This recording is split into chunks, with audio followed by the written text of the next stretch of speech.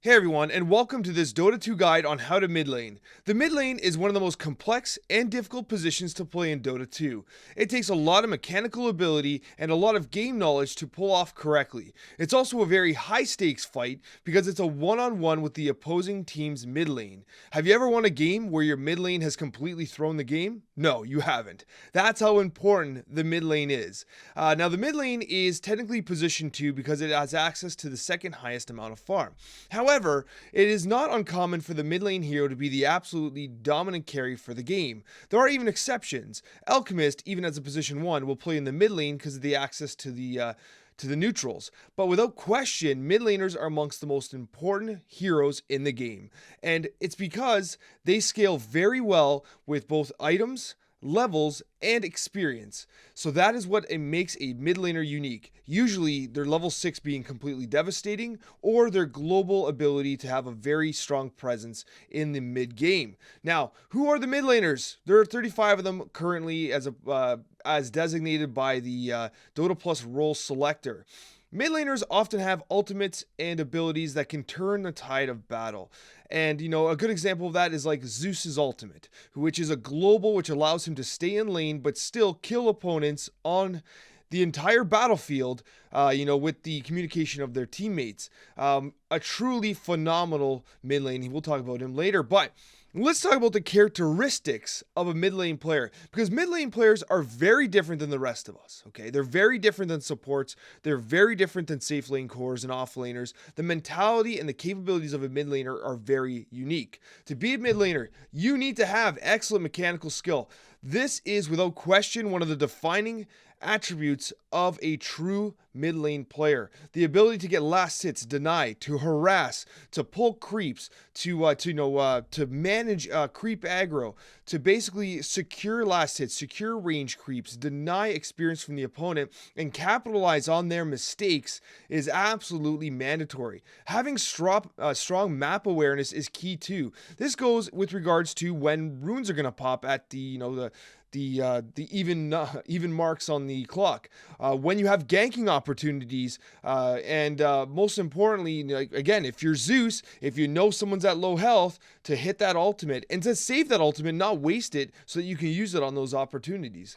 You have to effectively manage lane equilibrium, and that is, for instance, if you are low on health, being able to pull the creeps towards your tower to protect yourself, and if you can push the lane and do chip damage to the tower, doing damage and pushing your lane out to give yourself room to go on the neutrals while doing chip damage to the tower. And you need an excellent understanding of hero dynamics and counters. For instance, if you are last picking and you want to go Templar Assassin and you see Viper playing mid, there is no way you should be picking that hero. You need to change course. So knowing, especially if you're mid, because it's a one-on-one fight, you need to know hero counters. You need to know who counters who and how you can maintain balance in that lane. Because if you pick into a hard counter, if you pick into Viper as a Templar Assassin, unless you completely mechanically demolish your opponent, you are at a very high disadvantage. So it's very important that you keep those considerations present. Now, the map in the mid lane is very unique here. Now, I show this map every time, but the map is one of the most important elements of Dota 2. Now, here's what's important to understand about this mid lane here. First of all, in terms of the distance between towers, it is by far the tightest. Look at this. The top and the bottom lanes, they have very significant ranges between the towers. They also have a very large jungle and two heroes maintaining kind of order in these areas. For you, in the mid lane, it's mono a mono, and the towers are very close together. Even the second tiers are very close together. Now, that also means that mid lane can be difficult to gank because they can easily run very short distance from the staircase right to their tower. So they're kind of safe, but they also don't have any help. So if you're a mid lane hero and you're about to die, there ain't no one around you to help you. The other consideration here is that as a mid lane hero, you have equal access to both lanes. So if you want to gank top, you can get right in there, and it takes you literally half the time as opposed to someone who's in the bottom lane and running all the way up top. You have equal access to both lanes. It goes both ways, so roaming supports or gankers have equal access to you as well, but again, that tower provides some safety. With that being said, it's also very important to understand that you have, neutral creeps here that you can be farming, and they're very close to you, and you have quick access to both the jungles. Now, one of the most important considerations of a mid lane hero is the tier 1 enemy tower. It has to come down ASAP. In fact, it is the most crucial of all the towers because it allows you to have the ability to access their jungle without the protection of their tower and the vision of their tower. And if you have an invisibility hero like Bounty Hunter or Ricky, it's even more important that you take this tower down to provide that movement space for those heroes to do work. It's also extremely vulnerable because you really only have to push your wave like a very short distance before they're right on top of that tower. So doing chip damage to the tower is very effective, and you're really not that far away because if you're like a Queen of Pain, you could farm the neutrals and then blink back into the lane and you're right there with them, right? But most importantly, it provides like resources for your entire team to use. You take this tower down early, your whole team becomes stronger. So it's a very important tower to take down, and you gotta focus it down. And you see pro teams, like they will defend the mid tower like to the death to ensure that this tower does not go down because it is that important for map advantage. So take that tower down. It's one of the most important things you can do. Denying. We talk about mechanics a lot, but deny, and also last hit. It is so important that you deny here, because remember, when you deny a creep, you are denying 50% experience.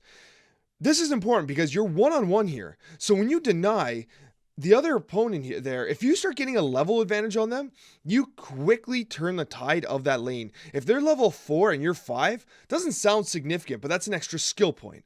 That's extra attributes. That's extra HP, extra mana. It's everything extra. And that means when you hit them that much harder. And they have that much less health.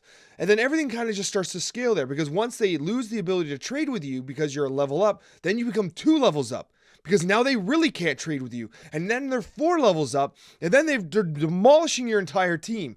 So last hitting and denying are so important. And the range creep should always, literally 100% of the time, should be a target of your deny. You should always be denying this range creep because it's closer to you. And they have to commit to get to it.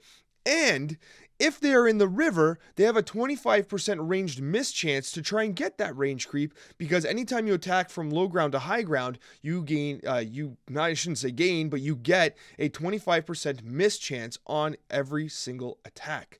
Denying is absolutely crucial. Absolutely crucial. So, what I mentioned before is if you're in the mid lane here, you have access to, of course, a quick tower here. Now, in this case here, you're being pushed in. You can see that the opposing hero and its creeps are pushing you right on top of your tower. This is a defensive position.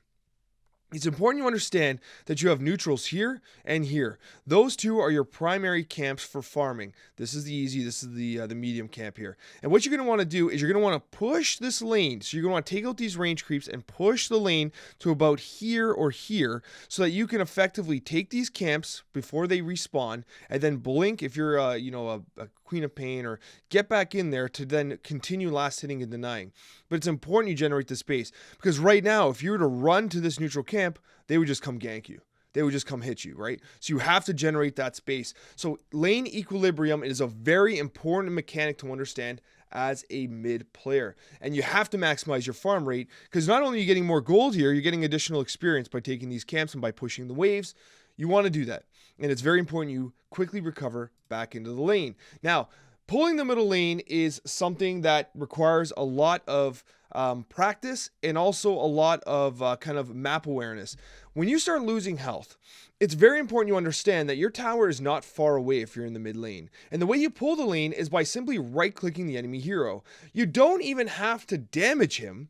You don't have to actually physically hit him. You just have to right-click him. And what'll happen is the creeps in range of you will then run at you for like a second or two. And in that span of time, you're able to pull them deeper into the lane. It might just be a couple feet or a couple units, as we should say in Dota, but you will be able to creep them closer and closer to your tower and keep yourself protected while also maintaining the ability to get last hits. This is why a lot of ranged heroes tend to be very effective in the mid lane, because you're able to kind of keep yourself protected near the tower while also achieving the last hits. That's not to say you don't see like a DK in mid because of how tanky he is with his health regeneration and his armor. But and also, for the record, if you're DK mid, Dragon Knight I should say for those new, even if you're out of range, just right-clicking the hero still causes the same effect. It's an unlimited range, okay? So like, you don't have to be in range of the hero to pull the creep wave. You just have to literally right-click, okay? But also be aware that as you pull closer to your tower for protection, you're also reducing your ability to farm the neutral jungle camps right beside you, because they're going to have vision and they are going to be able to take you down. So let's talk about warding. Warding is extremely important, okay? Warding is extremely important because what it does is it allows you to get vision on the other side. As the mid lane hero, you should always be given one of the 2 starting observer wards. And if you've not been given them, you need to demand them, or else you won't have vision on the other side of the hill there, and it's going to be very problematic for you, and basically a death wish, because you can never face check that, because basically your opponent's waiting to take advantage of that. There's multiple places where you can put wards. There's offensive wards and defensive wards as a mid laner, and I'll show you examples of that. So this is what is known as an offensive ward. This is an offensive ward because if you're on the Radiant, this ward is being placed on the opposing side. And what this ward allows you to do, it allows you to see a very wide swath of the high ground of your opponent, which is so valuable. But most importantly, it also gives you vision of the rune. Okay, the rune as a mid laner is extremely important, and we're going to talk more about that very shortly. But no matter what, you need to place a ward that gives you vision of at least 1 rune and the high ground. This is an offensive ward. The disadvantage to this is, of course, if they realize you've warded, which they should, because every mid laner should be warding, this is a very easy deward. And by them buying a sentry, remember, you buy a sentry, it's costs, however much gold it is, 75 or 85. Well, I can't remember. Anyways, when you kill an observer ward, you get way more gold back. All right, so it's always beneficial to take out an observer ward if you know it's there. You always get a positive return, despite the fact that you're buying a sentry. Okay, now here's an example of a defensive ward on the opposite side. The defensive ward is on our side of the river, so it's more protected. The opposing hero would have to run all the way over here, and we'd see them do it to deward. It's also less obvious that it's there. We get some high ground vision here. Okay, we get a little bit of high ground vision here. But most importantly, we still have the haste rune visible on the bottom right. The disadvantage to this is that we get less vision up here. So, if we don't see the roams from their top jungle here, we will see more from the river. It's also advantageous because it's much harder for them to deward and less obvious that it's there. An experienced player will know that you have one of the runes warded though. Okay, so this is an example of a defensive ward. The power runes are so important. Now I'm borrowing this from my episode 1 beginner's guide because it is that important. You got haste, double damage, regeneration, invisibility, arcane, and illusion. They're all imaged there. They're all extremely important. Now, yes, double damage will help you push a lane, get a kill, etc. If anything, regeneration might be the most valuable here because when you regenerate for free in the lane, it is a godsend. Illusion, fantastic as well. Arcane, they're all great. You want all of them. Haste lets you gank, right? And be very efficient with your timing. Get a gank, you get there so fast, you don't even realize it, and you TP back, right? These are also valuable, but it's more than that, okay? It's more than that because your bottle, which we'll talk about on the next slide, if I remember correctly, the bottle gets refilled with each power rune, and it gives you a huge advantage. It gives you regeneration. It gives you the ability to use the runes as you deem fit because you get to store them for a limited amount of time. And it gives you a huge advantage over your opponent. And so it's very important as a mid laner you understand when these runes spawn. The first one spawns at 4 minutes. So when you see that clock hitting 4 minutes, you need to check your ward. If the rune's not there, it's on the other side. If it is there, grab it. You got to make sure you anticipate the rune. And then it's 2 minutes after the first 4. So 4 minutes, then 6, 8, 10, 12, you count by 2s, right? That pattern continues until 40 minutes. At 40 minutes, both power rune locations spawn a power rune. Okay, so that's the only change. At 40 minutes, then both start spawning. Okay. Here's an example I was talking about before. I tried to come up with a clever way of showing this, but if you have a defensive ward here, right, that defensive ward we were talking about, and it's 4 minutes, and you see no rune, that means the rune's on the other side. You know that. If there's no rune here and it's 4 minutes, the rune's on the other side. Keep track of where the opposing hero is. Make sure, obviously, they didn't get it. But if there's no rune there, it has to be there. If there's no rune here, it has to be here. And that's why the Observer Ward is so important. Otherwise, with no vision, you're going to just run to one of them and you got a 50-50 shot, right? Or if you really don't have a ward and you just watch, and you know they do, watch where they run first and blink into the ward. But you shouldn't be doing that. You should have vision. The bottle. The bottle is an essential item for mid lane heroes. Look at what it does, okay? You get a ton of regen very quickly over 2.5 seconds. It's like a burst regen, okay? The most important thing about the bottle, though, is that not only does it maintain your presence in mid lane, because you cannot leave mid lane. No, I shouldn't say that. You can roam to like gank very quickly or something like that, but you cannot be like, well, I'm out of regeneration, I'm out of healing, I'm out of mana, I'm out of health. I guess I'll run back to Fountain. That's how you lose the game. If you ever have to just run back to Fountain as the mid, or TP back and run back, and you leave their mid for like a minute and a half uncontested, chipping your tower, taking your tower down, getting free farm, like you just threw the game away. For the most part. Of course, there's exceptions. But for the most part, you just threw the game. You have to stay in lane, and bottle allows that, okay? Because the important thing about bottles is that it is expensive at 625 gold, but it doesn't be completely consumed, because once the bottle's empty, it gets 3 charges. Once it's empty, you can then refill it at the fountain, or you can you get a bounty rune, will refill it, or even a power rune. And that's why the power runes are so important. At 4 minutes and every 2 minutes, if you can get to a rune first, you get a free refill on your bottle. If you get an illusion rune, right? You bottle the illusion rune, and your bottle is now filled. Now, if you want to access the healing from your bottle, you actually have to use the illusion rune and then use the healing. But the important thing is that you understand every 2 minutes you get 3 charges and a rune if you get there first. Now do you see why the vision is so important? It is imperative, because the bottle will sustain you in the lane, and that is a huge advantage to you.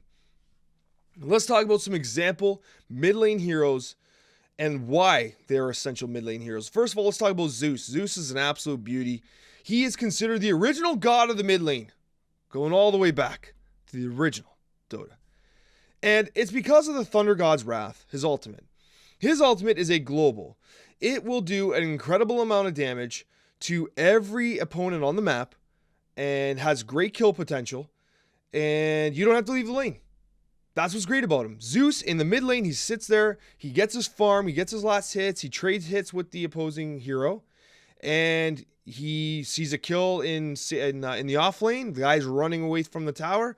He hits his ult, he gets the kill. He didn't even have to leave. He's still farming mid. He has a global presence. And his Q and E abilities can be used to harass. They can be used to last hit, secure range creeps.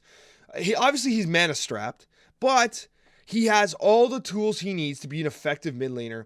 And when he gets to level 6, before everyone else, he'll be level 6, and safe and off will be level 4. He has his ultimate, and he can take advantage of that, right? Because if someone else is level 4 and now they've taken too much damage, remember that 300 damage relative to a level 4 or level 5 hero is more, right? It's proportionally greater for their health, greater portion of their health, so he has greater kill potential as he gets to level 6 faster. That's why he's in the mid lane. You want him to get to level 6 first, okay? Viper, a great example as a very beginner-friendly mid laner because he is relatively straightforward. Okay, he's less squishy than Zeus. Like Zeus, if you're out of position, you get punished, has no escapes. But Viper has corrosive skin. He has tons of poison. People hate him. And the thing is Nether Toxin is an absolutely fantastic zoning ability. And what I mean by zoning is you can put Nether Toxin basically on top of the creep waves and push the lane very effectively, and you can zone out melee heroes. Like if you're against a Dragon Knight can't get last hits if Viper is constantly Nether Toxing the region he has to try and jump into to get last hits. Templar Assassin is a ranged hero, but pretty much is melee for the beginning part of the game because the range on her attacks is so limited. Viper's Nether Toxin completely destroys her ability to get last hits, right? Melee mid laners hate him.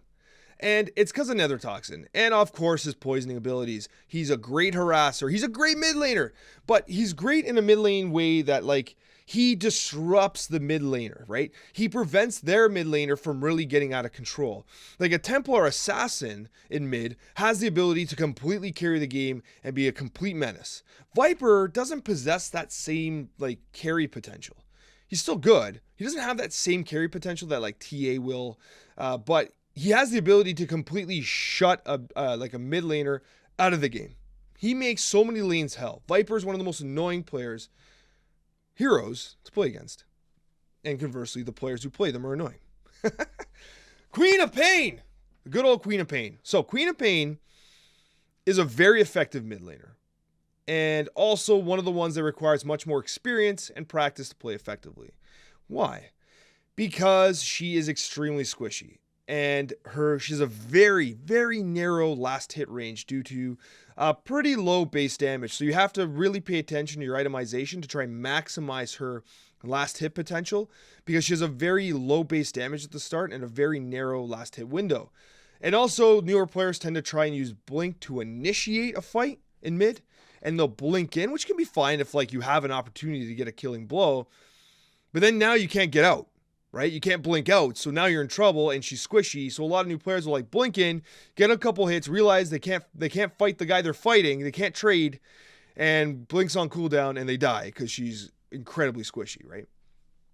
It's also very valuable because Blink, as a Queen of Pain, Blink allows her to move very rapidly amongst the lanes. So remember, you're in the central lane. You have access to the safe and the off lane very fast. Blink allows you to move quicker through the jungle to get those lanes and get those ganks, okay? Because you can blink and then keep running, and you've covered significantly more ground. And then by the time you get to that position, Blink's already up again. You can either initiate with it or escape with it. And Sonic Wave at level 6 is a fantastic ability. It's basically like a soft disable because of the knockback effect. It is truly a remarkable ultimate ability. Can lead to many kills, double kills, stuff like that. It's a great disable and a great 6, especially with her ability to just blink in, get it done, and get a kill. And she's one of the heroes that can really carry a game if she gets out of control. Templar Assassin is an absolutely amazing mid hero, and mainly because Psyblades allows her to, like, really speed up her farm potential. Templar Assassin is one of those heroes that with these blades, she goes to those neutral camps beside her. Like Queen of Pain can blink to them and then Scream of Pain to do some AoE damage. But TA just shreds them with the blades. Just shreds them. So, like, she's very effective at mid laning because her farm potential is very high. She also has a very early power spike, much earlier than most carries. At roughly level 10, 11, 12, once she completes her Desolator, which is often one of the focuses of her mid lane kind of money generation, she has a tremendous amount of damage potential. And once she gets Blink, she's a complete nightmare. With Refraction, Side Blades, and a Desolator and Blink, she becomes capable of completely carrying the game on her back by herself, and literally everyone else can just sit back and watch. She is one of the carries in mid lane who power spikes relatively early, and if she takes advantage of that, she will just demolish the game. And knowing that's important, and I should make mention of that. Like, knowing when your hero power spikes is so important. Like, if I see that if I'm Templar Assassin mid, I got a Desolator, I know that this is the moment. I gotta go, I gotta get ganks, I gotta get kills, I gotta make stuff happen. I can't go jungle, I can't just run around aimlessly looking for people and waste time. I need to take advantage of my power spike, and I need to take it right to the bank. I need to take it to the win. And Templar Assassin is one of those heroes that can do that, okay? A little more complex than, like, say, Viper, but has greater carry potential. Like, you'll play a game of Templar Assassin where you win mid, and you're going to feel like an absolute unstoppable god. And, like, even more of a god than Zeus. Okay? Templar Assassin is truly remarkable. Starting items for mid laners are a little different. First of all, you're going to notice I got you some tangos here, the shared tangos. You need to be demanding 2 tangos from your position 5 support. Now, I know some of you guys at lower MMRs are like, my supports never share tangos. That sucks, okay? That sucks. I hate that. They should be. They should always be. You should be asking for tangos, 2 tangos. It makes a huge difference for you, okay? Now, these starting items are a little low on regen. There's a couple different ways you can approach being a mid.